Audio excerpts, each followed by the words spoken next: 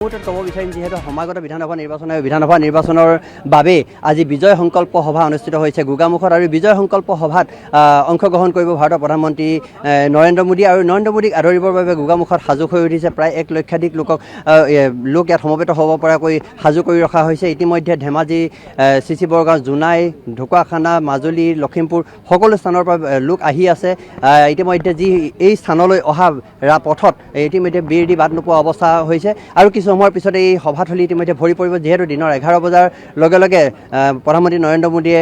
তেওঁ যি নিৰ্বাচনী প্ৰচাৰ চলাব আৰু এই মুহূৰ্তত আমাৰ হৈছে আছে দলীয় কৰ্মীসকল আমি তেখেতলোকৰ সৈতে কথা পাতিবলৈ চেষ্টা কৰিম কেনেধৰণৰ প্ৰধানমন্ত্ৰী আহিব কেনেধৰণৰ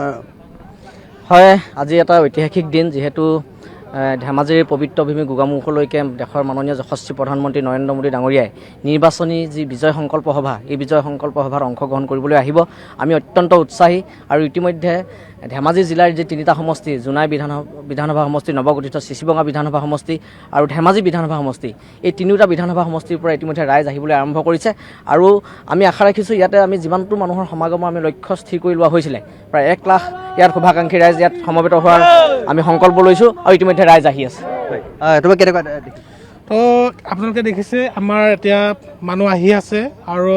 যেহেতু আজি 8টা সমষ্টিৰ ইয়াত আমাৰ লখিমপুৰ ধেমাজি আৰু মাজুলী আৰু ঢকুৱাখানাৰ আমাৰ 4টা জিলাৰ পৰা ইয়াত আমাৰ মানুহ উপস্থিত হ'বহি আৰু যেহেতু আমাৰ যশস্বী প্ৰধানমন্ত্ৰী মাননীয় আমাৰ নৰেন্দ্ৰ মোদী ডাঙৰীয়াৰ ইয়াত গুৰুত্বপূৰ্ণ আমাৰ কিছুমান নিৰ্বাচনী প্ৰচাৰৰ ভাষণ ৰাখিব তো আমাৰ জনসাধাৰণৰ উদ্দেশ্যে কিছুমান ভাল আমাৰ ভাষণ ৰাখিব তো এতিয়া আমাৰ উপস্থিত হ'বহি আৰু খন্তেক সময়ৰ পাছত এয়া আমাৰ ৰাজ্যৰ উল্লেখ আপুনি দেখি পাইছে আমাৰ কৰ্মকৰ্তাৰ লগতে আমাৰ যি ভাৰতীয় জনতা পাৰ্টিক ভাল পোৱা আমাৰ জনসাধাৰণ ইয়াত উপস্থিত হ'বহি অলপ পাছত তো আপোনালোকে দেখিবলৈ পাইছে কেনেকুৱা উত্তৰ অসমত কেনেকুৱা হ'ব নিৰ্বাচনী ফলাফল হয় ফলাফল আমি খুব ভাল হ'ব বুলি ভাবিছোঁ যেহেতু চৰকাৰখনে যি উন্নয়নৰ যিখিনি কাম কৰিছে সেইখিনি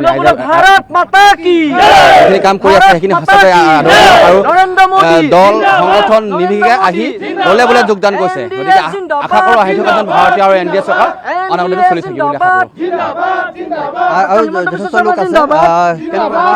কৰোঁ পৰিৱেশটো যথেষ্ট মানুহ সমাগম হ'ব ইয়াতে আমাৰ 1 লাখ শতাধিক মানুহ অহাৰ আৰম্ভ কৰিছে গতিকে আমি আশা কৰিছোঁ বতৰো ভাল হৈছে প্ৰতিকূল বতৰ এতিয়া মানুহ ওলাই আহিব নিশ্চিতভাৱে আমাৰ মোদী ডাঙৰীয়া